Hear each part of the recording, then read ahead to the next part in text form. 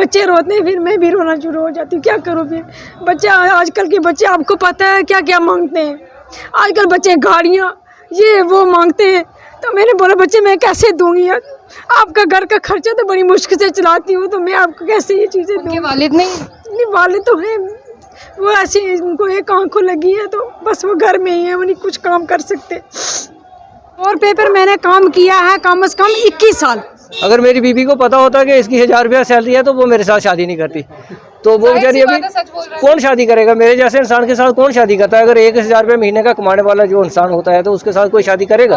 रोए की भर गई, कुछ नहीं, कोई सुनवाई नहीं, कुछ नहीं। अभी 225 के हिसाब से 217 से लेके आज दिन तक उसके लिए रो रहे हैं। वो अभी हमारी फाइल पड़ी है जनवरी से, उधर डाली, अभी तक 3-4 महीने हो गए, अभी तक नहीं निकाली उन्होंने। बोलते आजकल वो तो 1700 रुपया बाकू को दे रहे, कितनी 2017 से दे रहे, हमें वो भी नहीं दे रहे। हमारे घर कैसे चलेगा? काम ये देखो फुल टाइम करवाते हैं, ये फुल टाइम काम करवाते हैं। फुल परफार्मा मैंने बना के लाया, बोलते थे फुल परफार्मा बना के ला, वो भी लाया, सब कुछ किया। देखो इधर देखो ये क्या है, ये फुल टाइम काम कराते हैं। ये कोई ये झूठ नहीं है, कोई आप देख रहे हो ये झूठ नहीं है, ये सब सच है। हम फुल टाइम काम करते हैं। स्लिप लेके दो रविंदर रैना जी को कि मैं उधर से जम्मू से आया हूँ आपके लिए मिलने के लिए। बोलने लगे नहीं वो सोए हुए हैं, वो नहीं मिलते हैं किसी से। मैं कहा इन लोगों को बनाने का फ़ायदा ही क्या है जब वो किसी से मिलते नहीं हैं? वो दरवाज़ा बंद करके अंदर सोते हैं आराम से एसी के आगे। तो हम धूप में खड़ा रहा, मैं 2 घंटे खड़ा रहा, वहाँ वेट करता रहा कि रविंदर रैना जी से मुलाकात करनी है। वो इतने जलील निकले कि मेरे साथ मुलाकात नहीं कर सके और वो सोए हुए थे आराम से एसी के अंदर। डिपार्टमेंट की तरफ से आज आप देखेंगे कि मेरे साथ सफाई कर्मचारी मौजूद हैं। सबसे पहले मैं आपको इनके आई कार्ड दिखा दूं। जिस तरह से आप इनका आई कार्ड देख पा रहे हैं, देखिए government of Jammu and Kashmir department of health Mohammad Ashraf, और इसके साथ यहाँ पर आ जाते हैं, यहाँ पर भी सेम है। और जिस तरह से मैं आपको बता दूं कि ये इनके आई कार्ड्स हैं। हमारे साथ एक महिला है, हम इनसे बात करते हैं। मैडम आपका नाम क्या है? मेरा नाम नगीना अख्तर। नगीना जी, सबसे पहले आप बताइए कि आप जिस तरह से सफाई कर्मचारी हैं, कितनी आपकी तनख्वाह है? मेरी 1500। 1500 आपकी? मेरी 200 सर। इनकी 1500, आपकी 200 कैसे? मेरी 200 है सैलरी, 22 साल गुजर चुके हैं, 200 सैलरी। 22 साल पे 200 से किस तरह से आप काम कर रहे हैं?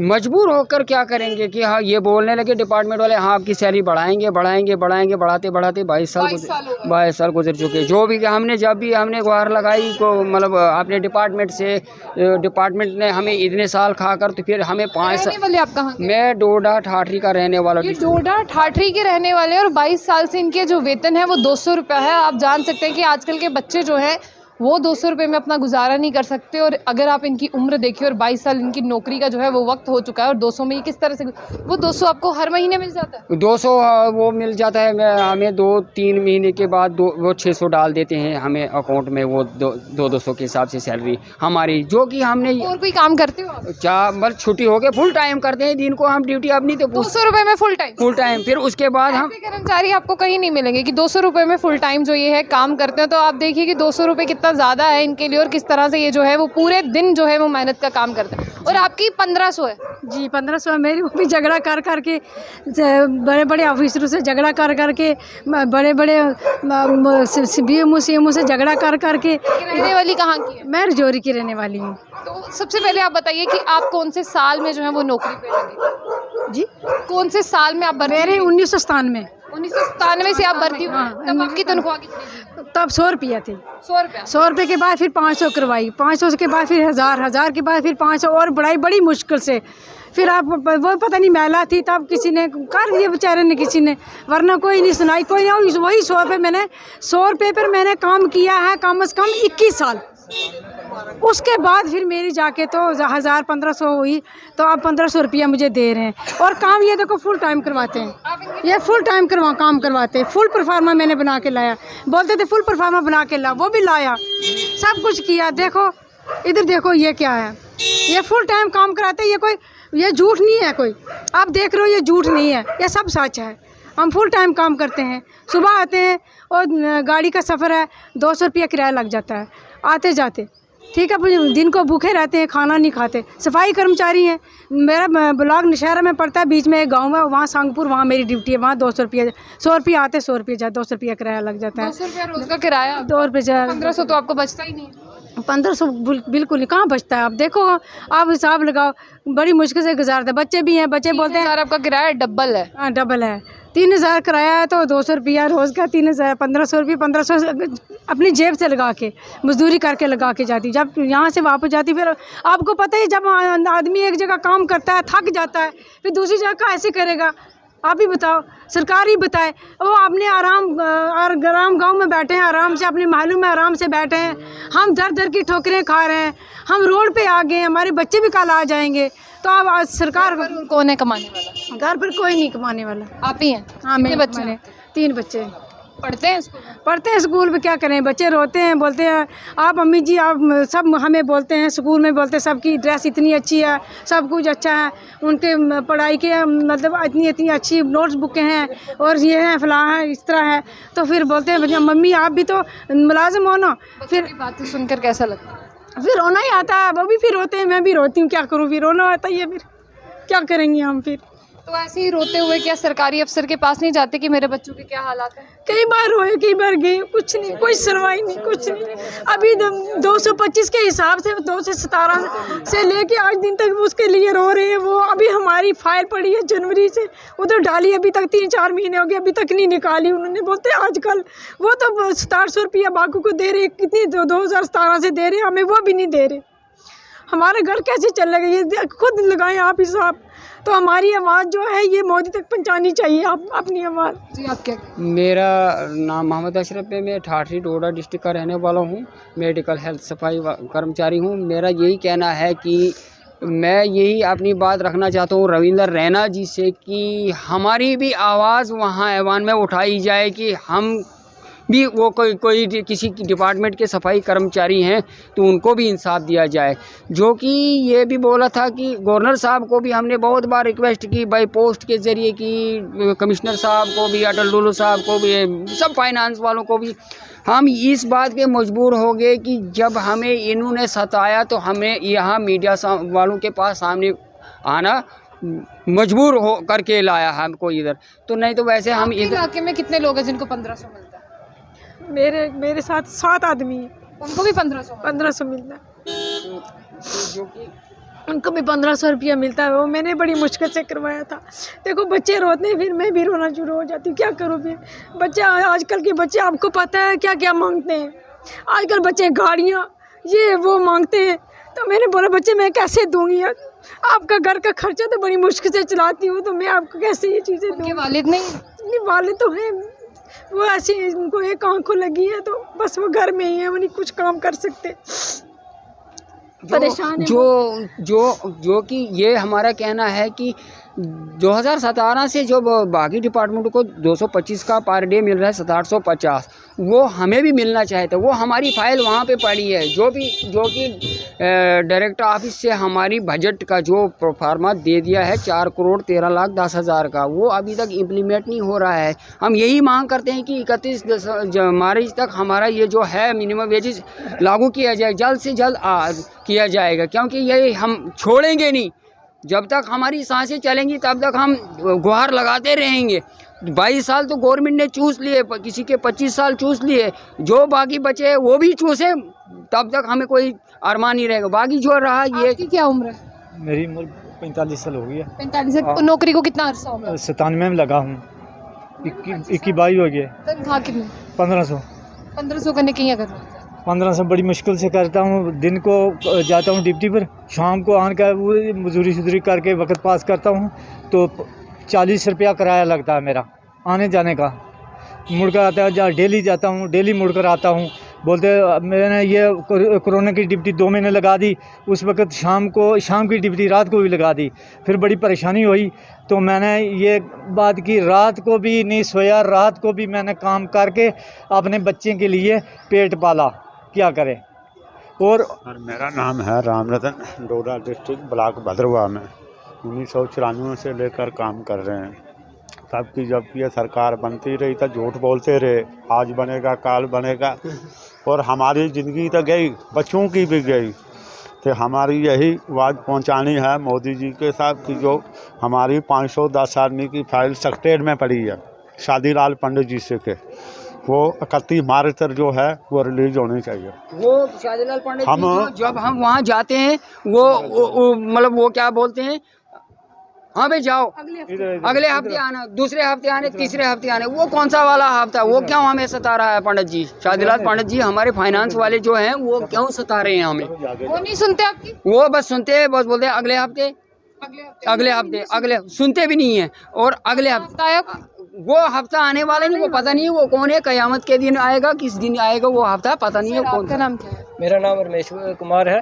नमस्ते। मैं मीडिया के माध्यम से आपका स्वागत करता हूं, जो आप प्रेस क्लब में हमारा इंटरव्यू लेने आए, और मैं पूरी उम्मीद करता हूं कि आप मोदी साहब तक पहुंचाएं और एलजी साहब तक हमारा मैसेज पहुंचाएं। मेरा नाम रमेश कुमार है, डिस्ट्रिक्ट जम्मू से रहने वाला हूं, प्राइमरी हेल्थ सेंटर धनसाल में। मैं 22 साल से प्राइमरी हेल्थ सेंटर में काम कर रहा हूँ सफाई कर्मचारी के तौर पर। तो मैं अंडर ग्रेजुएट हूँ और मुझे 1000 रुपये महीने की सैलरी मिल रही है। तो मैं यही कहना चाहता हूँ, मोदी साहब से गुजारिश करना चाहता हूँ कि मोदी साहब आखिरकार, घर पे कौन कौन? माँ बाप भी हैं हमारे, बेटियाँ भी हैं, बेटे भी हैं, बीबी भी है। तो फिर 1000 से घर कैसे चलता? मैडम जी क्या बताएं, वो घर वाले, मेरी बीबी जानती होगी बेचारी, जैसे वो मेरे साथ गुजारा कर रही है, जब बच्चे मेरे साथ जैसे साल हो गए शादी को? मेरी शादी हुए अभी 30 साल हो गए हैं। तो नौकरी पहले लगी थी या शादी पहले? मेरी नौकरी बाद में लगी, शादी पहले हो गई थी। अगर मेरी बीबी को पता होता कि इसकी 1000 रुपया सैलरी है तो वो मेरे साथ शादी नहीं करती। तो वो बेचारी अभी कौन शादी करेगा? मेरे जैसे इंसान के साथ कौन शादी करता है? अगर 1000 रुपये महीने का कमाने वाला जो इंसान होता है तो उसके साथ कोई शादी करेगा? आजकल तो 1000 से बाहर सिलेंडर भी है। नहीं। तो ये सिलेंडर हमें फ्री दे दिया, तो गैस 1000 कुछ रुपए की भर रहे हैं। तो राशन 3 रुपये किलो हमें चावल दे रहे हैं, आटा 2 रुपये किलो दे रहे हैं, मगर खाने वाला तेल देखो कितना महंगा हो गया है। सब्जी देखो 50 रुपये से कम कोई है ही नहीं। राजमा जो 60 रुपये किलो होते हैं वो 150 रुपये किलो हो गए। तो ये तो बेइंसाफी है ना, ये तो धोखा है ना हमारे साथ। राशन हमें सस्ता दे दिया और राशन के साथ जो मिलाने वाली चीज़ें हैं वो महंगी कर दी। तो ये साफ तो वहीं आ गया। इससे तो बेहतर था हमें 10 रुपये किलो आटा, जहाँ 25 रुपये किलो आटा मिल जाता तो वो ठीक था, बाकी सामान तो सस्ता होता था ना उस ज़माने में। तो सैलरी हमारी 225 रुपया पर डे का जो बनाया हुआ है, 6700 जो महीने का मंथली 750, वो 3 साल हो गया वो उस पॉलिसी को बनाए हुए, मगर आज तक वो पॉलिसी लागू नहीं की किसी ने। वो फाइल आज भी हमारी सेक्रेटरीट के अंदर पड़ी हुई है, जबकि सेक्रेटरीट 2 बनाए गए, जम्मू का अलग बनाया गया, श्रीनगर का अलग बनाया गया। क्योंकि जम्मू कश्मीर के लोगों के काम होने के लिए। ये कहते थे जम्मू के लोगों के काम नहीं होते हैं, कश्मीरी लोगों के काम होते हैं। ये स्टाफ जो अच्छा नहीं है, सेक्रेटरीट ही 2 कर दो। लोगों को बेवकूफ़ बना दिया और सेक्रेटरीट के अंदर कोई भी काम नहीं हो रहा है, जम्मू के लोगों का कोई भी काम नहीं हो रहा है। जो एलजी साहब जी ने देखना चाहिए, मोदी साहब जी ने भी देखना चाहिए, जो बजट दिल्ली से आ रहा है, जो पैसा दिल्ली से आ रहा है जम्मू सेक्रेटरीट के अंदर, वो पैसा कहाँ जा रहा है? क्यों नहीं उस पैसे का हिसाब मांग रहे हैं? हमारी सैलरी क्यों नहीं बढ़ाई जा रही है? हमारा घर का गुजारा नहीं हो पा रहा है, इसलिए मजबूर होकर आज हम मीडिया का सहारा लेना पड़ रहा है और जम्मू में आना पड़ा। ये बेचारे पुंछ से आए हैं, डोडे से आए हैं, जब मुजरा गए हैं भूखे प्यासे बेचारे, 3-3 4-4 दिन से हो गए हैं। रात को पूरी रात नींद से जो सोए नहीं बेचारे, वो पूरी रात चलते रहे गाड़ियों में। इनको, इस गवर्नमेंट को कोई एहसास ही नहीं हो रहा है, हमारी कोई कदर ही नहीं है। और हम सफाई करते हैं, जब हम हेल्थ डिपार्टमेंट को साफ़ सुथरा रखते हैं तो वहाँ से ही पूरा सिस्टम साफ़ होता है। तो जब सफाई नहीं होगी तो डॉक्टर जो 2.5 लाख रुपया लेने वाला वहाँ नहीं बैठता है। तो एक डॉक्टर की तनख्वाह 2.5 लाख रुपया, जो उसके साथ सफाई करने वाला है वो 200 रुपया, वो 1000 वाला, जो फार्मासिस्ट है वो 70 हज़ार से क्रॉस कर रहे हैं, जो एनओ जो है वो भी 60 हज़ार से ऊपर जा रहा है। मगर परमानेंट जो मुलाजिम है उनकी तनख्वाह दिन ब दिन बढ़ रही है, वो जो सफाई वाला है, जहाँ से पूरा तौर तरीका शुरू होता है, सिस्टम शुरू होता है सफाई वाला, वो बेचारा 200 रुपया, 100 रुपया, 1000 रुपया। मैं यही दोनों हाथ जोड़कर गवर्नर साहब जी से रिक्वेस्ट करता हूँ, मोदी साहब जी से भी गुजारिश करता हूँ कि हमारी पे जो है वो मिनिमम वेज एक्ट जल्दी से जल्दी लागू किया जाए। बहुत बहुत मेहरबानी आपकी। हम कोई भीख नहीं मांग रहे हैं, हम अपना हक मांग रहे हैं। सर, हमें अपना हक दे दीजिए, हमें इंसाफ दे दीजिए। हमें कोई शौक नहीं था रोड पे आने का। जय हिंद। ये जब कोरोना काल हो गया था 19-20 से लेकर 21 में, तो वहाँ मिलने नहीं देते थे सेक्रेटरीट में, तो बाई पोस्ट के ज़रिए मैंने 4 बार गवर्नर साहब को बाई पोस्ट करके अपनी फरियादें सुनाई, बाई पोस्ट करके भेजी। अच्छा, कमिश्नर साहब को भी, मोदी जी को भी, मगर वो गवर्नर साहब क्या उस वक्त उनको देखकर उस हमारी फरियाद को वो कहाँ डालते थे, तो हमारी सुनवाई नहीं हो रही थी। ये हमारा क्या जो रद्दी की टोकरी में डालते थे। और रविंदर रैना जी से यही मैं कहना चाहता हूँ कि हमारी आवाज़ को बुलंद मेडिकल जो आप रविंदर रैना जी के ऑफिस चले जाए ना। नहीं, वो जब मैं गया था, एक दिन मैं गया था सुबह इधर गांधीनगर में, जहाँ रविंदर रैना जी का ऑफिस है, मैं वहाँ CRP वाले खड़े थे, पुलिस वाले, घर है वहाँ घर है ना, मैं गया उनको मिलने के लिए कि उन्होंने बोला कहाँ से आए, मैंने बोला मैं डंसाल से आया हूँ, जहाँ जुगल किशोर जी हमारे एमपी है, जहाँ से मैं उनके इलाके से आया हूँ। जुगल किशोर जी मेरे से तो 15 किलोमीटर दूर रहते हैं, मैं उनका पड़ोसी हूँ, मैं आपसे मिलने आया हूँ कि इसी के बारे में। तो मैंने पुलिस वालों ने मुझे अंदर नहीं जाने दिया। मैंने बोला स्लिप लेके दो रविंदर रैना जी को कि मैं उधर से जम्मू से आया हूँ आपके लिए मिलने के लिए। बोलने लगे नहीं वो सोए हुए हैं, वो नहीं मिलते हैं किसी से। मैं कहा इन लोगों को बनाने का फ़ायदा ही क्या है जब वो किसी से मिलते नहीं हैं, वो दरवाज़ा बंद करके अंदर सोते हैं आराम से एसी के आगे। तो हम धूप में खड़ा रहा, मैं 2 घंटे खड़ा रहा, वहाँ वेट करता रहा कि रविंदर रैना जी से मुलाकात करनी है। वो इतने जलील निकले कि मेरे साथ मुलाकात नहीं कर सके और वो सोए हुए थे आराम से एसी के अंदर। उन्होंने ये नहीं सोचा कि मेरे साथ जो मिलने आया बेचारा धूप में खड़ा है, उन्होंने पुलिस वालों ने मुझे अंदर नहीं जा दिया। मैं हेल्थ डिपार्टमेंट से था और मुझे मेरे साथ नहीं मिले। हर टाइम नाम तो लिए जाए, नाम लेने से क्या होगा? नाम ले लेंगे सफाई वाले पैसा नहीं देंगे तो हमें क्या फ़ायदा? हमें वो बजट देना चाहिए, जो बजट मोदी साहब ने दिया है वो मिनिमम वेज एक्ट जल्दी से जल्दी लागू करना चाहिए। मैं यही गुजारिश करता हूँ। आपने साफ तौर पर देखा इनका क्या कहना था, और ये वही है जिनसे आए गए थे कोरोना काल के टाइम में, लेकिन आज इन पर फूल बरसाए गए थे, जिन्हें फूल मालाएं डलवाई गई थी, आज वो दर बदर की ठोकरें खा रहे हैं। तो अपनी राय को कमेंट बॉक्स में जरूर रखें। तो ऐसी और भी अपडेट्स के लिए देखते रहिए जम्मू बुलेटिन। आशिया खान के साथ।